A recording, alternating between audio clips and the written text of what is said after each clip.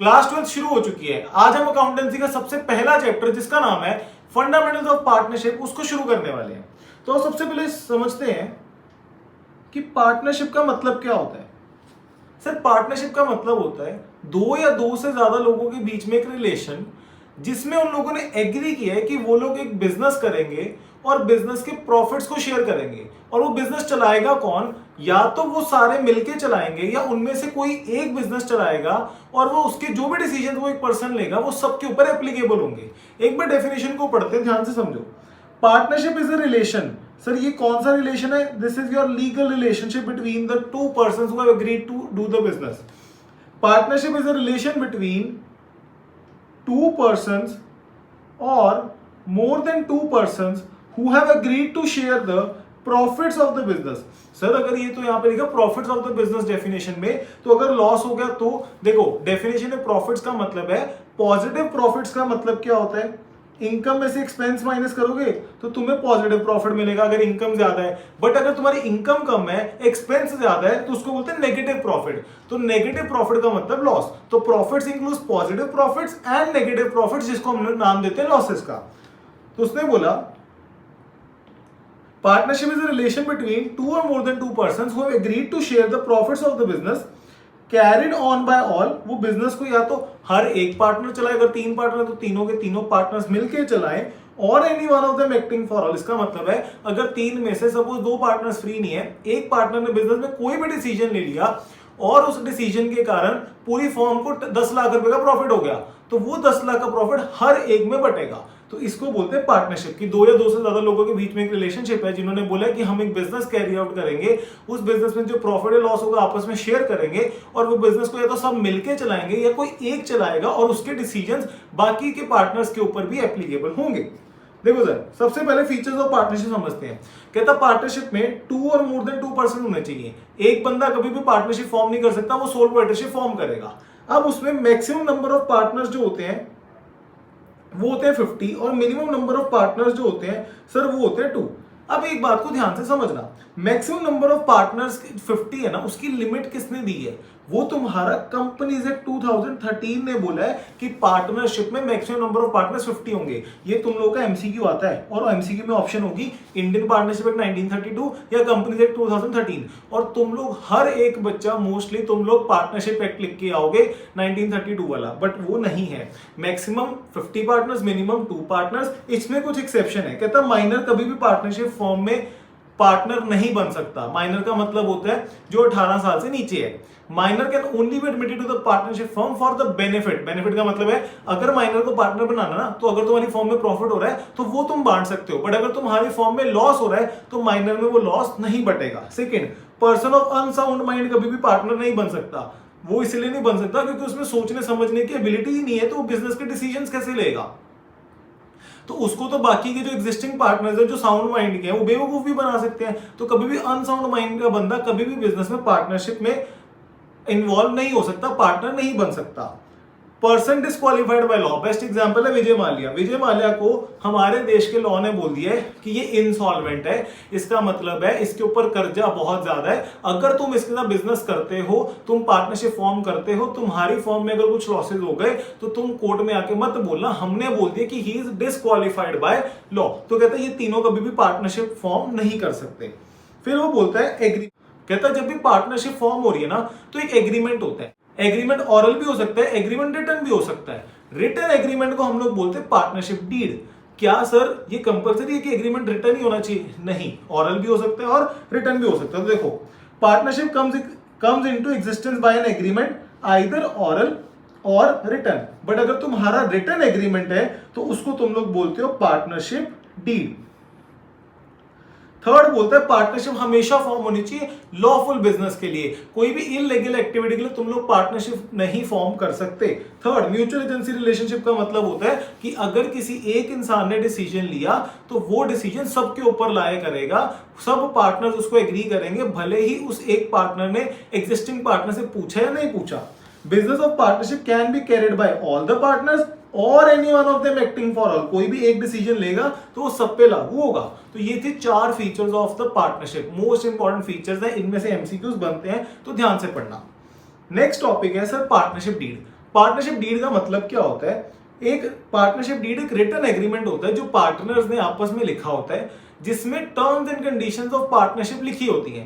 ठीक है, कि प्रॉफिट शेयरिंग रेशियो कितनी होगी, सैलरी कितनी होगी पार्टनर्स की, उनको कमीशन देनी है या नहीं देनी, interest on capital, interest on drawings, address of the business कि बिजनेस करेगा क्या, पार्टनर्स के इंडिविजुअल एड्रेसेस लिखे होंगे। तो कहता जी एक ऐसा रिटन डॉक्यूमेंट जिसकी वजह से पार्टनरशिप जो है वो एग्जिस्टेंस में आ रही है और तुमने उसके ऊपर सारी टर्म्स और कंडीशंस लिखी हुई हैं, उसको बोलते हैं partnership deed. A partnership deed is a written agreement among the partners that specifies the terms and the conditions governing the partnership, such as nature of business, profit sharing ratio, capital contribution, duties, rights and rights of partner, etc. ठीक है, तो partnership deed मतलब written agreement. Now the question is, अभी तक देखो theory है, थोड़ा boring चल रहा होगा, यहां से बहुत इंपॉर्टेंट डिस्कशन है, ध्यान से सुनना।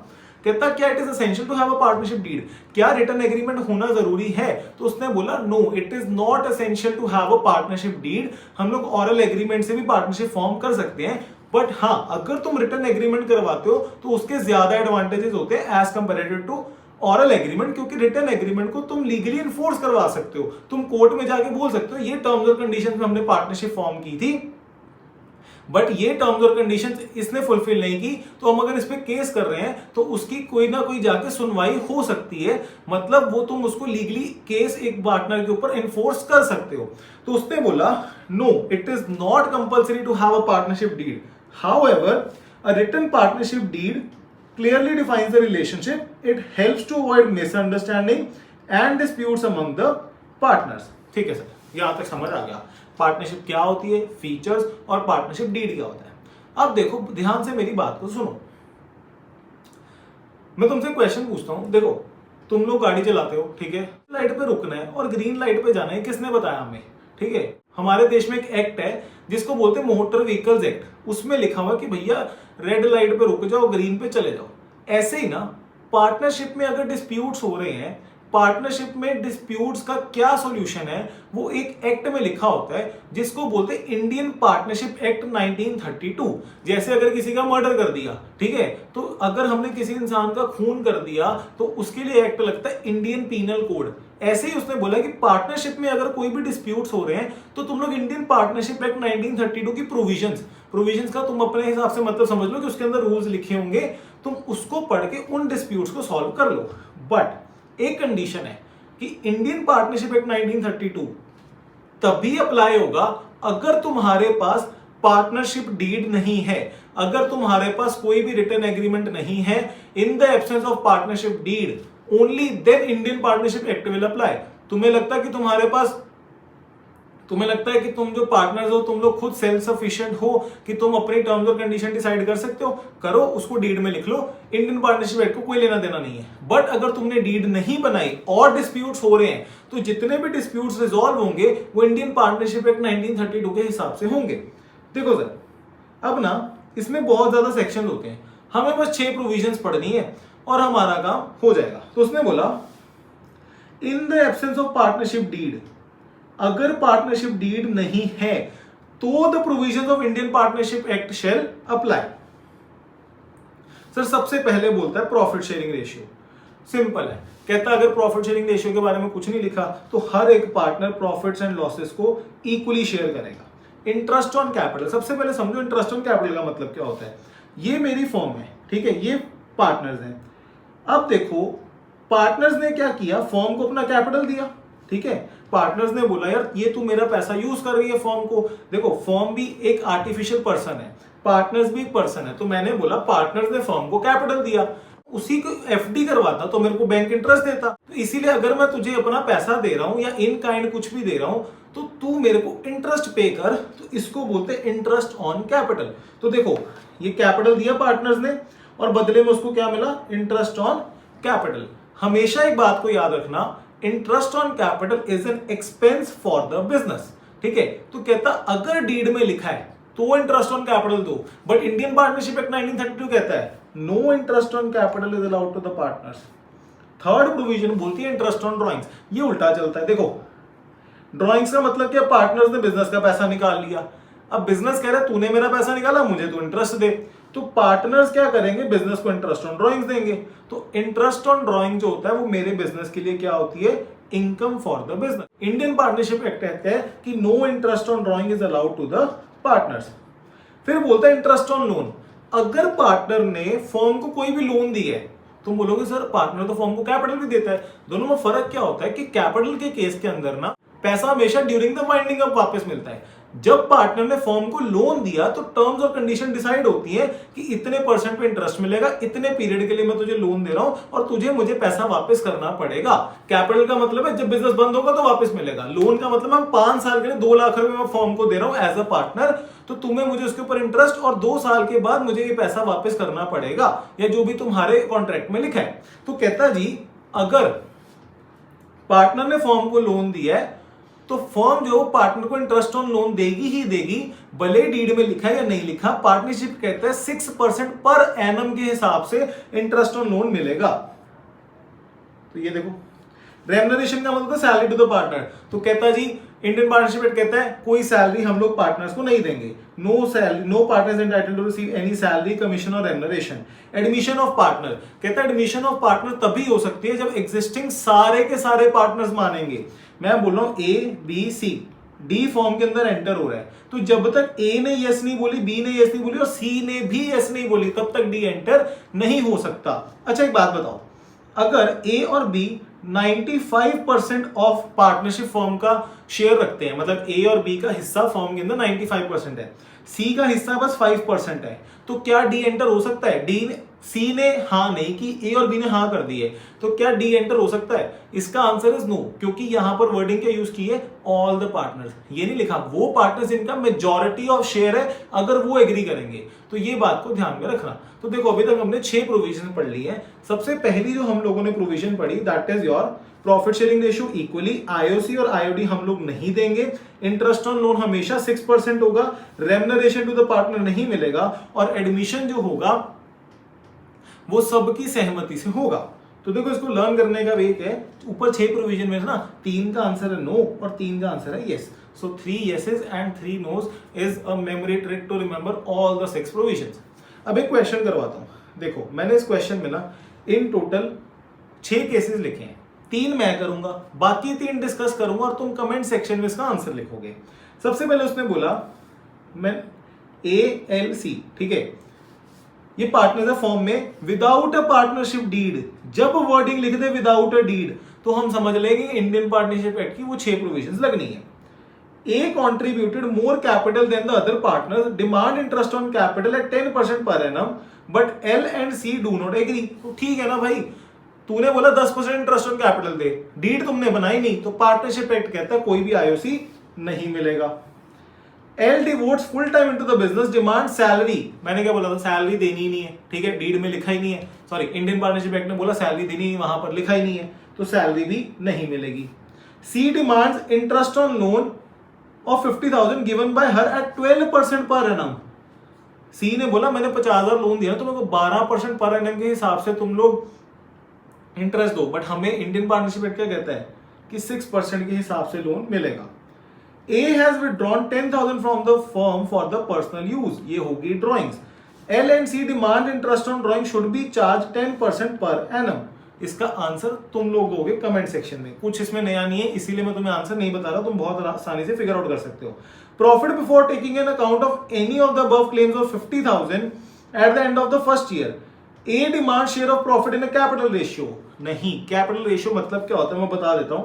सपोज ए ने बिजनेस के अंदर 2 लाख रुपए लगाया, बी ने बिजनेस के अंदर 1 लाख लगाया और सी ने भी बिजनेस के अंदर 1 लाख लगाया, तो रेशियो क्या हो गया 2:1:1। इसको बोलते हैं कि जिस रेशियो में कैपिटल कंट्रीब्यूशन की है, मतलब 50% इसका, 25 इसका, 25% इसका, तो कहता है उस रेशियो में प्रॉफिट बांटो। द आंसर इज नो, हम लोग किस में बांटेंगे, इक्वली बांटेंगे प्रॉफिट को। L wants to introduce his son Inder as a partner, चारों ऑब्जेक्ट्स टू द प्रपोजल, चारों ने मना कर दिया, तो तुम बताओ इसका आंसर क्या होगा। सो 4th और 6th का आंसर तुम लोग नीचे कमेंट सेक्शन में लिखोगे। ठीक है सर, यहां तक हो गया। देखो हमने पार्टनरशिप का मतलब समझ लिया, फीचर्स पढ़ लिए, पार्टनरशिप डीड क्या होती है वो पढ़ लिया, और 6 provision of Indian partnership act पढ़ लिया। ये था तुम्हारे पूरे के पूरे लेक्चर का पार्ट नंबर 1। पता है बहुत थियरी था। अब नेक्स्ट जो टॉपिक है that is your P&L appropriation. बहुत प्यार से इसको समझना, one of the most important topics of fundamentals of partnership, इसके बिना ये चैप्टर हो ही नहीं सकता। देखो सर, समझते हैं सबसे पहले क्या बोल रहा है। जो हमारा नेक्स्ट टॉपिक है ना, that is your P&L appropriation account. सबसे पहले मतलब समझते हैं कि P&L एप्रोप्रिएशन होता क्या है। मुझे पता है कि मैंने ना क्लास 11th में ना सोल प्रोप्राइटर के अकाउंट्स बनाना सीखे थे। जब एक सिंगल इंसान बिजनेस करता है तो मैंने उसके अकाउंट्स कैसे बनाते हैं बनाना सीखा था। जब भी सोल प्रोप्राइटरशिप के अकाउंट्स बनाते थे ना, तो क्या होता था, मैं ट्रेडिंग एंड P&L अकाउंट बनाता था, ठीक है, और मैं यहां पर लिखता था टू नेट प्रॉफिट, और उसके बाद क्या होता था, यही जो मेरा नेट प्रॉफिट है ये मेरा बैलेंस शीट के अंदर चला जाता था। ये बैलेंस शीट होती थी, और क्या होता था, डायरेक्टली हम यहां पर कैपिटल के नीचे कर देते थे ऐड नेट प्रॉफिट, ठीक है। क्या यही करते थे हम लोग सोल पार्टनरशिप के केस में? कहता बट अगर तुम पार्टनरशिप का केस कर रहे हो ना, तो क्या होगा, ये तुम लोगों ने P&L अकाउंट बनाया, ठीक है, ये तुम लोगों का P&L अकाउंट है, ये तुम लोगों की बैलेंस शीट है। कहता पार्टनरशिप के केस के अंदर ना तुम अपना net profit directly capital balance sheet के अंदर कैपिटल अकाउंट के नीचे प्लस नहीं कर सकते। उसका रीजन क्या है, सोल प्रोप्राइटरशिप के केस में पूरा का पूरा नेट प्रॉफिट एक ही इंसान को बिलोंग करता था, बट पार्टनरशिप के केस में ये जो नेट प्रॉफिट है इसको पहले तुम्हें डिस्ट्रीब्यूट करना पड़ेगा। इसको तुम्हें डिस्ट्रीब्यूट करना पड़ेगा, किसमें डिस्ट्रीब्यूट करना पड़ेगा, हर एक पार्टनर में। अगर तुम्हारी फॉर्म के अंदर 3 पार्टनर्स हैं तो तीनों में पहले उनका रेशियो, जो तुम्हारा जो प्रॉफिट है उनकी प्रॉफिट शेयरिंग रेशियो में डिस्ट्रीब्यूट करो। उसके बाद तुम लोग उसको कहां लेके जाओगे, बैलेंस शीट के अंदर। क्या तुम्हें लॉजिक क्लियर हुआ? क्योंकि इस केस में क्या था, profit belongs to one owner, पूरा का पूरा प्रॉफिट एक ही ओनर को बिलोंग कर रहा है। इस केस के अंदर मोर देन वन ओनर्स हैं। सपोज तुम्हें 1 करोड़ का प्रॉफिट हुआ, 20 पार्टनर्स है तुम्हारे फॉर्म में, तो पहले वो 1 करोड़ को 20 पार्टनर्स में बांटो। वो बांटने के लिए हम लोग जो अकाउंट बनाते हैं उसको हम लोग बोलते हैं P&L एप्रोप्रिएशन अकाउंट। तो क्या होता है, ये नेट प्रॉफिट यहां नहीं जाएगा, सबसे पहले ये यहां जाएगा P&L एप्रोप्रिएशन में। सर ये क्रेडिट साइड में क्यों गया, वो आराम से फॉर्मेट में समझाऊंगा, ठीक है। ये नेट प्रॉफिट पहले P&L एप्रोप्रिएशन, एप्रोप्रिएशन का मतलब होता है बांटना, P&L का मतलब होता है जो नेट प्रॉफिट P&L से निकाला उसको बांट दो। ये तुम्हारा यहां पार्टनर्स में बटेगा, जितने भी पार्टनर्स हैं A B C D E F, जितने भी पार्टनर्स हैं उन सब में बटेगा। उसके बाद ये सारे के सारे पार्टनर्स का जो प्रॉफिट है वो बैलेंस शीट में ऐड होगा। जैसे यहां पर होगा A कैपिटल, तो A का नेट प्रॉफिट आ जाएगा, क्योंकि सोल प्रोप्राइटरशिप में केस में तो एक ही ओनर था, इसीलिए हम बस कैपिटल लिख देते थे। अब यहां पर लिखेंगे कि A का कैपिटल कितना है, उसका नेट प्रॉफिट ऐड करेंगे, B का कैपिटल, C का कैपिटल, D का कैपिटल कितना है, तो इसको बोलते हैं P&L appropriation account. I hope तुम लोगों को समझ आया होगा कि हमने P&L एप्रोप्रिएशन क्यों बनाया। तो अब बुक से पढ़ते हैं। उसने बोला P&L appropriation account is an account prepared by partnership firm to show the distribution of net profit among the partners. तो कहते हैं बनता क्यों है P&L एप्रोप्रिएशन। देखो सबसे पहले उसने बोला सोल प्रोप्राइटरशिप फॉर्म के केस में क्या होता था, सॉरी यहां पर ना नहीं, ठीक है, तुम्हारा ये net profit directly balance sheet में ऐड हो जाता था, बट इन सोल प्रोप्राइटरशिप क्यों होता था, business is owned by single owner, so the entire profit belongs to the proprietor only. अब क्या होता है, flow of profit in case of partnership firm कैसे होगा, P&L अकाउंट बनाओ। ये तुम्हें ना बनाने की जरूरत नहीं, क्योंकि तुम लास्ट क्लास में सीख चुके हो, तो अब बस तुम्हें डिस्ट्रीब्यूट करना आना चाहिए। इसके बाद P&L एप्रोप्रिएशन बनाओ, डिस्ट्रीब्यूट करो, उसके बाद ये बैलेंस शीट में तुम लोग ट्रांसफर करोगे। तो ये अब हम लोगों को बनाना सीखना है। नेक्स्ट सुनो, in the partnership firm the business is owned by 2 और मोर देन 2 ओनर्स, ठीक है। The net profit earned by business does not belong to the one person but is shared among the partners, hence net profit cannot be directly transferred to the balance sheet. Before transferring the profit to the balance sheet, it is necessary to distribute the profit among the partners in the agreed manner. तो P&L account बनाओ, P&L appropriation account बनाओ, उसके बाद balance sheet बनाओ। इस वजह से हमें इतना पढ़ के समझ आ गया कि P&L एप्रोप्रिएशन क्यों बनता है, ठीक है। अब हम सीखेंगे कि P&L एप्रोप्रिएशन कैसे बनता है।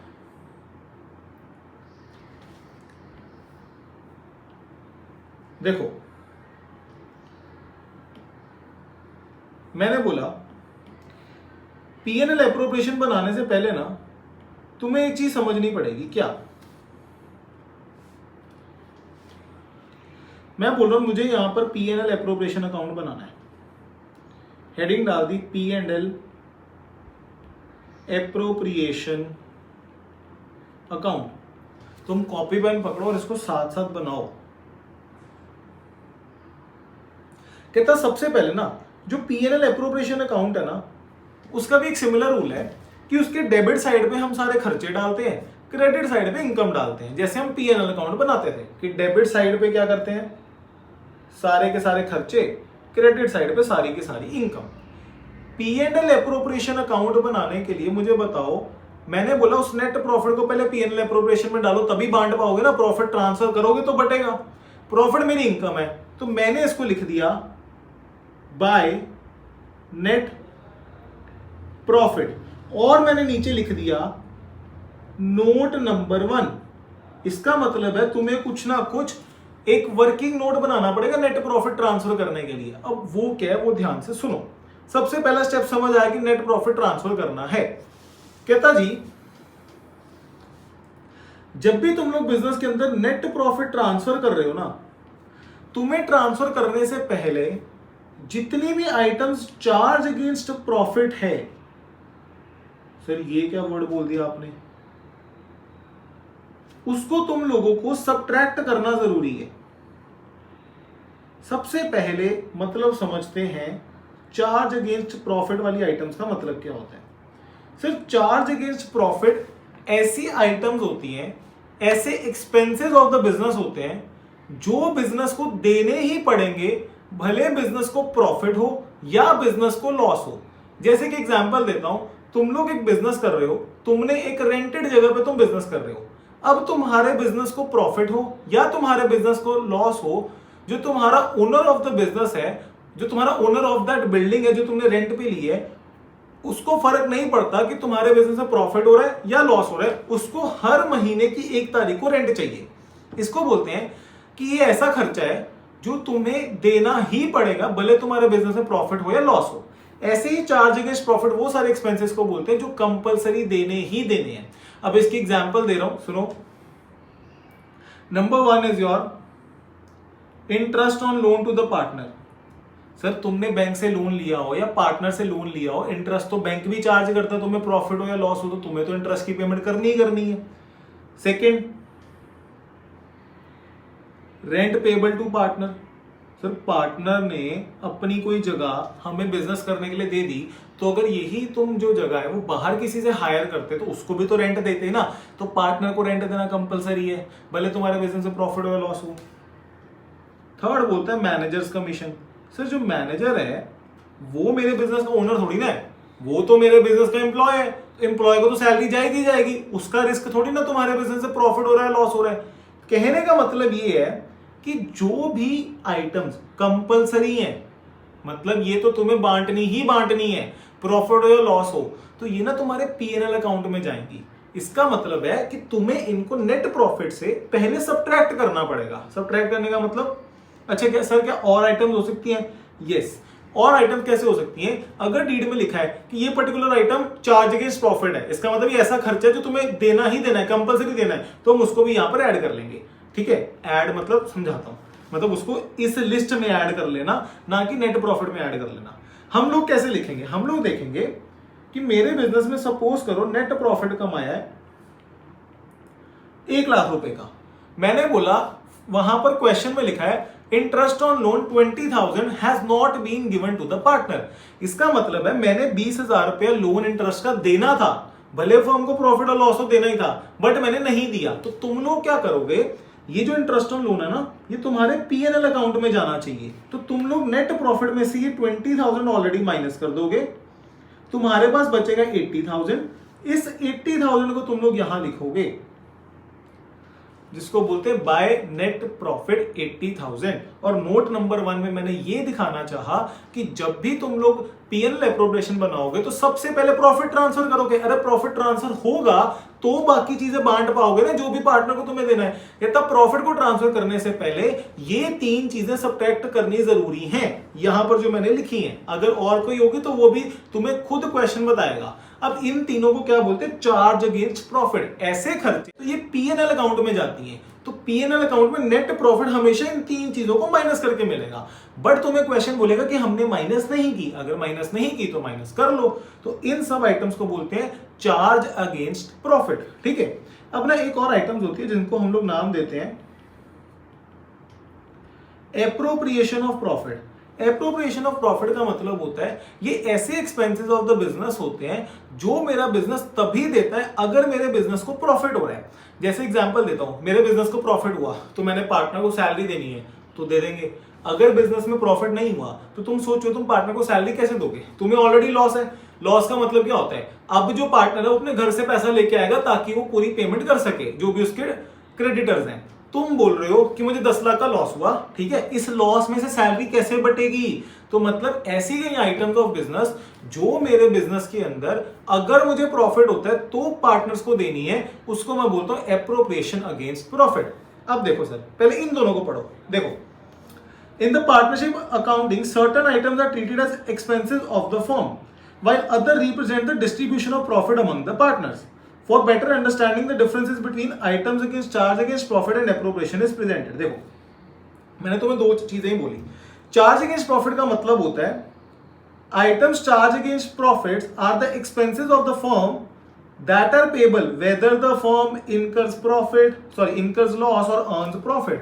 प्रॉफिट हो लॉस हो ये तो देने ही देने। Example, rent to the partner, interest on loan, managers commission, और ये हमेशा पीएनएल अकाउंट में जाती हैं। पीएनएल अकाउंट में वो चीजें जाती हैं जो पेमेंट करनी ही करनी है, मुझे नहीं फर्क पड़ता प्रॉफिट हो या लॉस हो। Second, appropriation of profits refers to the distribution of net profit among the partners. वो बोल रहे हैं प्रॉफिट को डिस्ट्रीब्यूट करनी है। ये सारी वो आइटम्स हैं जैसे salary to partner, interest on capital, transfer of profit to general reserve. तो कहते हैं ये तब देना है, ये प्रॉफिट को डिस्ट्रीब्यूट करो ना। अरे भाई अगर तुम्हें प्रॉफिट ही नहीं हो रहा तो एप्रोप्रिएशन ऑफ प्रॉफिट कैसे करोगे? एप्रोप्रिएशन वर्ड का मतलब होता है बांटना। कैसे बांटोगे? प्रॉफिट ही नहीं है तो कहता है जी ये हमेशा डेबिट होती है पीएनएल एप्रोप्रिएशन अकाउंट में। तो देखो अभी तक क्या समझा, पीएनएल एप्रोप्रिएशन क्यों बनता है? पीएनएल एप्रोप्रिएशन का फॉर्मेट बनाने के लिए सबसे पहले नेट प्रॉफिट ट्रांसफर करना पड़ेगा। नेट प्रॉफिट को ट्रांसफर कैसे करते हैं? मैंने बाय नेट प्रॉफिट लिखा और नोट नंबर 1 लिख दिया। नोट नंबर 1 इसलिए लिखा कि नेट प्रॉफिट में से जितनी भी चार्ज अगेंस्ट प्रॉफिट के आइटम्स हैं, 3 तो मैंने वहां मेंशन कर दी यहां पर। उसके अलावा अगर डीड ने बोले कि ये भी चार्ज अगेंस्ट प्रॉफिट है, जैसे डीड ने बोल दिया सैलरीज चार्ज अगेंस्ट प्रॉफिट, वैसे salaries appropriation of profit, but deed में लिखा है, मैंने क्या बोला, डीड में लिखा है तो डीड की ही माननी है, तो वहां पर लिखा तो इसको भी तुम चार्ज अगेंस्ट प्रॉफिट मान लोगे। तो चार्ज अगेंस्ट प्रॉफिट के आइटम्स को नेट प्रॉफिट से हमेशा पहले लेस करेंगे। ठीक है, अब देखो तो नेट प्रॉफिट कैसे ट्रांसफर करना है वो तुम्हें समझ आ गया। अब जितनी भी एप्रोप्रिएशंस हैं, जो चीजें पार्टनर को बांटनी है वो बांट दो। कैसे? पीएनएल एप्रोप्रिएशन में क्या होता है? खर्चा होता है ना।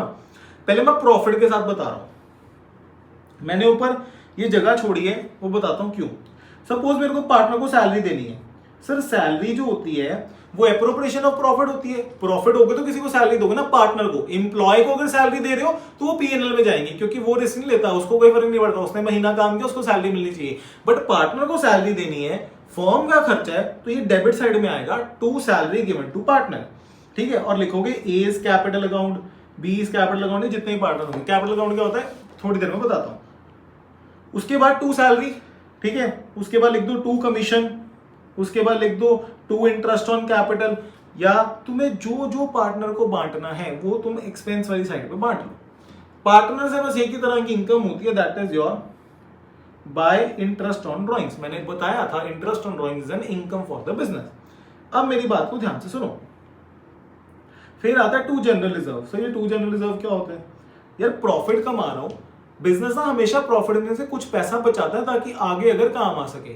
तो मैंने बोला ये 80,000 का प्रॉफिट कमाया, ये मैंने पार्टनर्स को दे दिया, उसके बाद अगर कुछ बचता है ना थोड़ा सा पैसा साइड में रख लो, दैट इज लेट्स से 2,000 मैंने साइड में रख लिया, और बाकी तुम पार्टनर्स में बांट दो। अब देखो ध्यान से मेरी बात को सुनना, ये साइड रिप्रेजेंट कर रही है इनकम, ठीक है। सपोज इनकम है मेरी 2 लाख की, एग्जांपल दे रहा हूं, ठीक है। ये वाली साइड रिप्रेजेंट करती है जितनी भी है एक्सपेंस। सपोज एक्सपेंस है मेरा 1,50,000 का, तो अगर मेरा क्रेडिट साइड 2 लाख का है, डेबिट साइड 1.5 लाख का है, तो 50,000 बैलेंसिंग फिगर बच रही है मेरी इस साइड। तो जब इनकम ज्यादा है, एक्सपेंस कम है, तो इसको बोलते हैं divisible profit. To divisible profit. Sir divisible profit का मतलब होता है ये ऐसा प्रॉफिट है जो पार्टनर्स अपने प्रॉफिट शेयरिंग रेशियो में ले जाएंगे, ये हमेशा प्रॉफिट शेयरिंग रेशियो में बटेगा after deducting all the appropriations. ये था टोटल जो प्रॉफिट कमाया, सपोज यहाँ 20,000 है, ये था जितना मैंने एप्रोप्रिएशन दे दी। एप्रोप्रिएशन था इसी प्रॉफिट को डेबिट साइड में रख के बांट दिया, लास्ट बचता है डिविजिबल प्रॉफिट। अब देखो एक तो हो गया ये, बट अगर मेरी फर्म को हुआ है लॉस, हो सकता है पीएनएल अकाउंट में नेट प्रॉफिट भी आ सकता है, लॉस भी आ सकता है, तो यहां लिखूंगा टू नेट लॉस। तुम खुद सोचो, नेट लॉस मेरे बिजनेस का खर्चा है, तो यहां लिखूंगा टू नेट लॉस। और अब देखो अगर एक्सपेंस वाली साइड ज्यादा है, इनकम वाली साइड कम है, तो बेटा यहां पर होगा by divisible loss A B और सी में।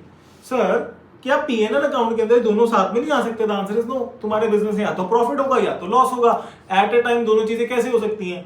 सो इसको बोलते हैं पीएनएल एप्रोप्रिएशन अकाउंट। ज्यादा दिमाग लगाना ही नहीं है। पीएनएल एप्रोप्रिएशन अकाउंट है credit side income, debit side expense. Credit side पे तुम लोग नेट प्रॉफिट ट्रांसफर करो, आईओडी ट्रांसफर करो, क्योंकि इनकम होती है। जितनी भी एप्रोप्रिएशन है वो सारी डेबिट में बांट दो, जो रेड पेन से लिखी है। अगर लॉस में तुम्हें पीएनएल एप्रोप्रिएशन बनाना पड़ जाए तो टू नेट लॉस लिखो और बाय डिविजिबल लॉस लिखो। तो देखो जी, ये रहा मेरा फॉर्मेट, बहुत सिंपल फॉर्मेट है। कहता जी by profit and loss account, net profit, ठीक है, interest on drawing, interest on capital, partner salary, partner commission, reserve और प्रॉफिट ट्रांसफर। तो ये हो गया एक पार्ट, ठीक है। या to profit and loss, net loss transfer किया और to loss A B C. तो ऐसे बनता है तुम लोगों का पीएनएल एप्रोप्रिएशन अकाउंट। तो कहता स्टेप्स क्या है? ट्रांसफर नेट प्रॉफिट और net loss from PNL account after adjusting all the items of charge against profit. Charge against profit का वर्किंग नोट बनाओ, नेट प्रॉफिट से माइनस करो। डेबिट ऑल द एप्रोप्रिएशंस, क्योंकि वो खर्चे होते हैं। Credit all the incomes related to partner such as interest on drawings. Transfer the remaining balance to the partners capital account, that is known as the divisible profit. इस वे से तुम लोग PNL appropriation account बनाते हो। आओ जी एक question करते हैं, बहुत सिंपल क्वेश्चन है। मैं तुम्हें हिंट दूंगा, बनाना तुम्हें पड़ेगा, पर मैं तुम्हें इतना हिंट दे दूंगा तुम बना सको और इसका आंसर कमेंट सेक्शन में लिखना है कि इसका डिविजिबल प्रॉफिट क्या है। कहता है ए और बी पार्टनर्स हैं, फॉर्म में प्रॉफिट शेयर कर रहे हैं 3:2 में। यहां पर लिख दिया 3:2, तो इसका मतलब है इक्वली शेयर नहीं कर रहे। हम लोगों ने डीड में लिखा है 3:2 में करेंगे, तो डीड की मानो। The form earned a net profit of 80,000 during the year 2027, ठीक है सर। फॉर्म ने नेट प्रॉफिट इनकर की है, बट क्या सीधा 80,000 डाल दूं? सर नहीं, आपने तो बताया था कि मुझे चार्ज अगेंस्ट प्रॉफिट अगर कोई भी आइटम्स है, रेंट है, मैनेजर्स कमीशन है, इंटरेस्ट ऑन लोन है, तो माइनस करनी पड़ेगी। तो देख लेते हैं कि नहीं। अभी तक नेट प्रॉफिट है 80,000। The net profit include certain items as charge against profit, interest on loan to A 2,000, rent payable to partner 3,000। Sir उसने खुद बोल दिया, और क्या करे? क्वेश्चन तुम्हें सामने से बोल रहा है कि 2,000 का इंटरेस्ट ऑन लोन और 3,000 का रेंट जो है वो चार्ज अगेंस्ट प्रॉफिट है। तो भैया मुझे तो पता है इसको माइनस करना है, तो बाय नेट प्रॉफिट, ठीक है। ये रहा 80,000, इसमें से मैं 2,000 का माइनस कर दूंगा लोन, इंटरेस्ट ऑन लोन और 3,000 रेंट माइनस कर दूंगा, तो बचा तुम्हारा 75,000। The partners are entitled to interest on capital 5,000 and partner A is allowed 6,000 की सैलरी। देखो उसने बोला अब एप्रोप्रिएशन करने पे आओ। 2 IOC, कितने पार्टनर्स हैं? ए और बी।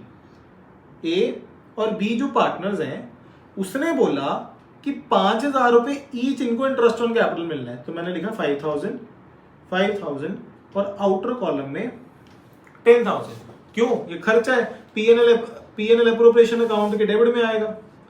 आगे वो बोल रहा है the partner A is allowed a salary of 6,000। ठीक है, दे दो ए को सैलरी, टू सैलरी ए को दे दो 6,000। ये सीधा आउटर कॉलम में लिख लेना, क्योंकि दो पार्टनर्स को मिल नहीं रही। यहां पर ना कैपिटल आएगा, A capital account, B capital account. इसका रीजन मैं तुम्हें पार्टनर्स कैपिटल समझाते हो पक्का दूंगा। आगे सुनो, interest on drawing amounts to 1500, interest on drawing income है sir by interest on drawings, A capital B capital account. तो तुम्हारा आ गया 1000 और 500, तो 1500, तो यहां आ गया 1500। The partners also decided to transfer 4000 reserve. उसने बोला जो प्रॉफिट में तुमने सारी अप्रोप्रिएशन दे दी, 4000 रुपए रिजर्व में रखो। रिजर्व में क्यों रखना है? ताकि फ्यूचर में काम आ सके। तो मैंने कहा ठीक है, to general reserve 4000। Prepare the P&L appropriation account and calculate the amount of profit transferred. देखो तुम्हें टोटल प्रॉफिट कितने का हो रहा है? 76,500, मतलब इनकम इतने की है। खर्चा कितने का हो रहा है? That is 20,000। तो मतलब बचा कितना? सर बचा तुम लोगों का 56,500। ठीक है, इसको मैं क्या बोलता हूं? To divisible profit. वो कितने का बचा? 56,500।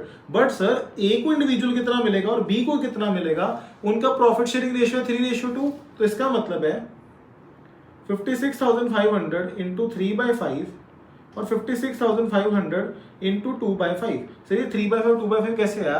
3:2 था। तो मतलब ए को 3 हिस्से मिलने 5 में से, बी को 2 हिस्से मिलने 5 में से। तो इस वजह से तुम्हारा डिविजिबल प्रॉफिट आया 56,500 का। ठीक है सर, यहां तक मैंने तुम लोगों को प्रोविजंस और P&L एप्रोप्रिएशन समझा दिए। ठीक है, नेक्स्ट वीडियो में हम लोग कवर करेंगे पार्टनर्स कैपिटल अकाउंट और हम लोग पार्टनर सैलरी कमीशन ये सब कवर करेंगे। ठीक है, बहुत ज्यादा कंसिस्टेंटली मैं पोस्ट करूँ। अगर तुम लोगों को दिक्कत है, कोई डाउट है, तो तुम लोग कमेंट सेक्शन में पूछ सकते हो। मैं तुम्हारे हर एक डाउट का आंसर करूंगा। So I hope you like this video.